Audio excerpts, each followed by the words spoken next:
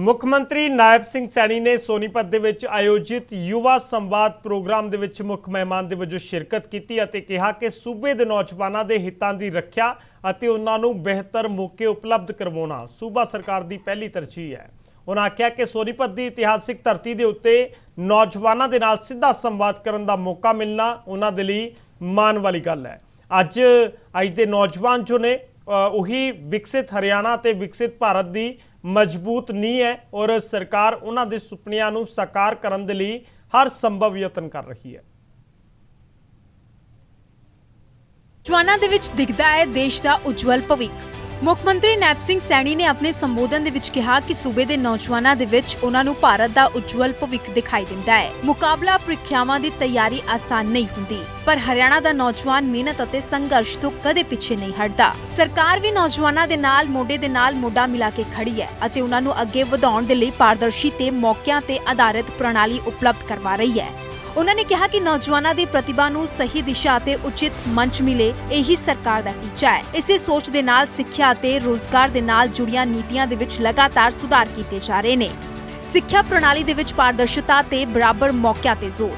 ਮੁੱਖ ਮੰਤਰੀ ਨਾਇਬ ਸਿੰਘ ਸੈਣੀ ਨੇ ਕਿਹਾ ਕਿ ਹਰਿਆਣਾ ਸਰਕਾਰ ਨੇ ਪੁਰਾਣੀਆਂ ਪ੍ਰਣਾਲੀਆਂ ਦੇ ਵਿੱਚ ਬਦਲਾਅ ਕਰਨ ਦਾ ਸਾਹਸੀ ਫੈਸਲਾ ਲਿਆ ਹੈ। ਸਿੱਖਿਆ ਦੇ ਖੇਤਰ ਦੇ ਵਿੱਚ ਮੌਕਿਆਂ ਦੀ ਬਰਾਬਰੀ, ਪਾਰਦਰਸ਼ੀ ਪ੍ਰਣਾਲੀ ਅਤੇ ਯੋਗਤਾ ਦਾ ਸਨਮਾਨ ਸਰਕਾਰ ਦੀਆਂ ਸਭ ਤੋਂ ਵੱਡੀਆਂ ਤਰਜੀਹਾਂ ਦੇ ਵਿੱਚ ਸ਼ਾਮਲ ਹੈ। मैंने मंच से खड़ा होकर के कहा, जब मैं रैली में खड़ा हुआ बोलने के लिए, मैंने मंच से कहा भी इतनी भारी संख्या में लोग बैठे हैं, मैं मंच से इस बात का ऐलान कर रहा हूं कि पुन्हाड़ा के 29 बच्चे रात जो रिजल्ट आया है उसके अंदर सेलेक्ट हुए हैं। गरीब परिवार के बच्चे सेलेक्ट हुए हैं।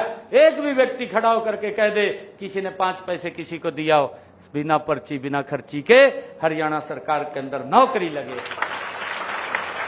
मैंने यहां तक कहा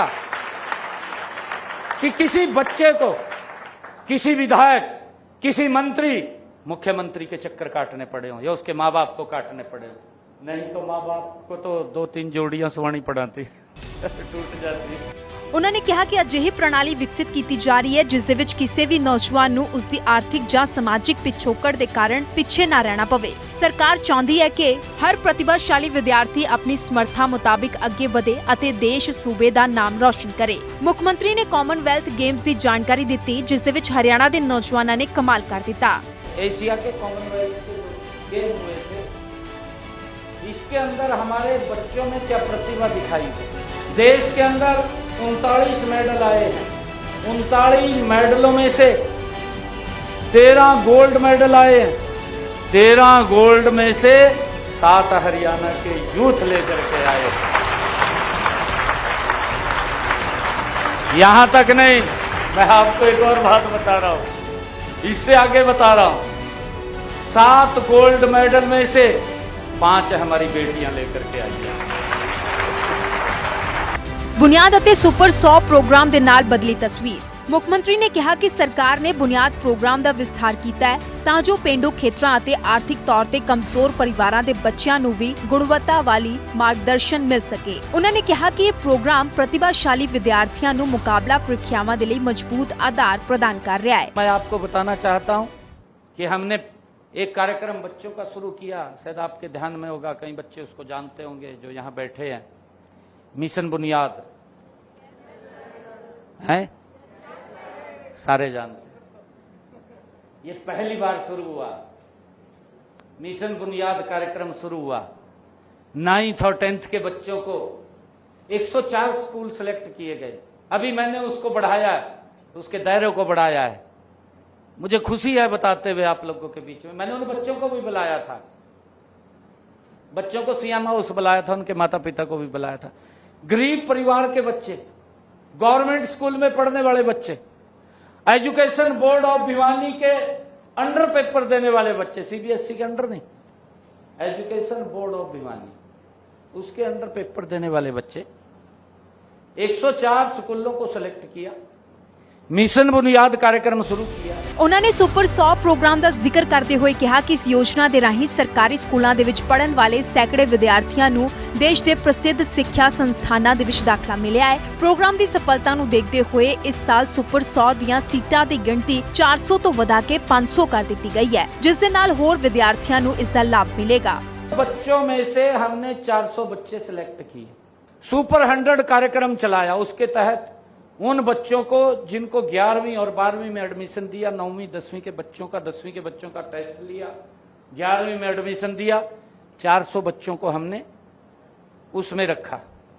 अब जब ये रिजल्ट आया मुझे खुशी है, वो 400 बच्चों में से जो गरीब परिवार के बच्चे हैं, जो सरकारी स्कूल के अंदर पढ़ते हैं, वो बच्चे 400 बच्चे जो सुपर 100 के अंदर वहां पढ़ रहे थे, जब रिजल्ट आया 12वीं का, 12वीं के बाद उन्होंने जो ऑल इंडिया रैंक का टेस्ट दिया, आज देश की ऐसी कोई आईआईटी नहीं है, ऐसा कोई AIIM नहीं है, ऐसा कोई NIT नहीं है जिसके अंदर हमारे बच्चों का सिलेक्शन ना हुआ हो, हमारा एडमिशन ना हुआ हो, उन बच्चों के एडमिशन हुए। ਵਿਸ਼ਵ ਪੱਧਰੀ ਸਿੱਖਿਆ ਦੀ ਦਿਸ਼ਾ ਦੇ ਵਿੱਚ ਲਗਾਤਾਰ ਯਤਨ। ਮੁੱਖ ਮੰਤਰੀ ਸੈਣੀ ਨੇ ਕਿਹਾ ਕਿ ਸੂਬੇ ਦੇ ਵਿੱਚ ਸਿੱਖਿਆ ਦੀ ਗੁਣਵੱਤਾ ਵਧਾਉਣ ਦੇ ਲਈ ਕਈ ਮਹੱਤਵਪੂਰਨ ਕਦਮ ਚੁੱਕੇ ਗਏ ਨੇ। ਹਰਿਆਣਾ ਦੇ ਵਿੱਚ PM ਸਕੂਲ ਅਤੇ ਸੰਸਕ੍ਰਿਤੀ ਮਾਡਲ ਸਕੂਲ ਸਥਾਪਿਤ ਕੀਤੇ ਗਏ ਨੇ ਤਾਂ ਜੋ ਵਿਦਿਆਰਥੀਆਂ ਨੂੰ ਆਧੁਨਿਕ ਸਹੂਲਤਾਂ ਅਤੇ ਉੱਚ ਗੁਣਵੱਤਾ ਵਾਲੀ ਸਿੱਖਿਆ ਦਾ ਲਾਭ ਮਿਲ ਸਕੇ। ਉਹਨਾਂ ਨੇ ਕਿਹਾ ਕਿ ਸਰਕਾਰ ਦਾ ਉਦੇਸ਼ ਸਿਰਫ ਡਿਗਰੀ ਦੇਣਾ ਨਹੀਂ, ਸਗੋਂ ਨੌਜਵਾਨਾਂ ਨੂੰ ਭਵਿੱਖ ਦੀਆਂ ਚੁਣੌਤੀਆਂ ਦੇ ਲਈ ਤਿਆਰ ਕਰਨਾ ਹੈ। ਨਵੀਂ ਸਿੱਖਿਆ ਪ੍ਰਣਾਲੀ ਦੇ ਵਿੱਚ ਹੁਨਰ ਵਿਕਾਸ, ਆਧੁਨਿਕ ਟੈਕਨੋਲੋਜੀ ਅਤੇ ਮੁਕਾਬਲੇ ਦੀ ਸਮਰੱਥਾ ਨੂੰ ਵੀ ਵਿਸ਼ੇਸ਼ ਮਹੱਤਵ ਦਿੱਤਾ ਜਾ ਰਿਹਾ ਹੈ। ਨਸ਼ਾ ਮੁਕਤ ਨੌਜਵਾਨ ਮਜ਼ਬੂਤ ਹਰਿਆਣਾ ਦਾ ਟੀਚਾ। ਮੁੱਖ ਮੰਤਰੀ ਨੇ ਕਿਹਾ ਕਿ ਸਿੱਖਿਆ ਤੇ ਰੋਜ਼ਗਾਰ ਦੇ ਨਾਲ-ਨਾਲ ਨੌਜਵਾਨਾਂ ਨੂੰ ਨਸ਼ੇ ਵਰਗੀ ਸਮਾਜਿਕ ਬੁਰਾਈ ਤੋਂ ਬਚਾਉਣਾ ਵੀ ਸਰਕਾਰ ਦੀ ਮਹੱਤਵਪੂਰਨ ਜ਼ਿੰਮੇਵਾਰੀ ਹੈ। ਇਸੇ ਉਦੇਸ਼ ਦੇ ਨਾਲ ਸੂਬੇ ਦੇ ਵਿੱਚ ਨਸ਼ਾ ਮੁਕਤੀ ਨੂੰ ਲੈ ਕੇ ਕਈ ਜਾਗਰੂਕਤਾ ਮੁਹਿੰਮ ਚਲਾਈਆਂ ਜਾ ਰਹੀਆਂ ਨੇ। ਉਹਨਾਂ ਨੌਜਵਾਨਾਂ ਨੂੰ ਅਪੀਲ ਕੀਤੀ ਕਿ ਉਹ ਸਿਹਤਮੰਦ ਜੀਵਨ ਸ਼ੈਲੀ ਅਪਣਾਉਣ ਅਤੇ ਸਮਾਜ ਨੂੰ ਨਸ਼ਾ ਮੁਕਤ ਬਣਾਉਣ ਦੇ ਵਿੱਚ ਸਰਗਰਮ ਭੂਮਿਕਾ ਨਿਭਾਉਣ। ਉਹਨਾਂ ਨੇ ਕਿਹਾ ਕਿ ਨੌਜਵਾਨਾਂ ਦੀ ਊਰਜਾ ਜੇਕਰ ਸਹੀ ਦਿਸ਼ਾ ਦੇ ਵਿੱਚ ਲੱਗੇਗੀ ਤਾਂ ਹਰਿਆਣਾ ਵਿਕਾਸ ਦੇ ਨਵੇਂ ਆਯਾਤ ਸਥਾਪਿਤ ਕਰੇਗਾ। ਸਰਕਾਰ ਸਿੱਖਿਆ, ਰੋਜ਼ਗਾਰ, ਹੁਨਰ ਵਿਕਾਸ ਅਤੇ ਸਮਾਜਿਕ ਜਾਗਰੂਕਤਾ ਦੇ ਰਾਹੀਂ ਨੌਜਵਾਨਾਂ ਨੂੰ ਸਸ਼ਕਤ ਬਣਾਉਣ ਦੇ ਲਈ ਲਗਾਤਾਰ ਕੰਮ ਕਰ ਰਹੀ ਹੈ। ਨੌਜਵਾਨਾਂ ਦੇ ਨਾਲ ਸੰਵਾਦ ਦੇ ਨਾਲ ਮਿਲੇਗਾ ਵਿਕਾਸ ਨੂੰ ਨਵਾਂ ਆਯਾਮ।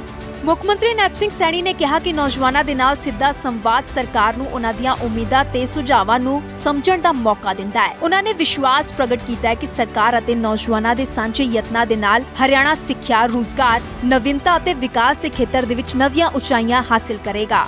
ਉਹਨਾਂ ਨੇ ਨੌਜਵਾਨਾਂ ਨੂੰ ਸਕਾਰਾਤਮਕ ਸੋਚ, ਸਖਤ ਮਿਹਨਤ ਤੇ ਰਾਸ਼ਟਰ ਨਿਰਮਾਣ ਦੇ ਵਿੱਚ ਸਰਗਰਮ ਭਾਗੀਦਾਰੀ ਦਾ ਸੱਦਾ ਦਿੰਦੇ ਹੋਏ ਕਿਹਾ ਕਿ ਸੂਬੇ ਦਾ ਭਵਿੱਖ ਉਹਨਾਂ ਦੇ ਹੱਥਾਂ ਦੇ ਵਿੱਚ ਸੁਰੱਖਿਅਤ ਹੈ। Bureau Report, Living India News।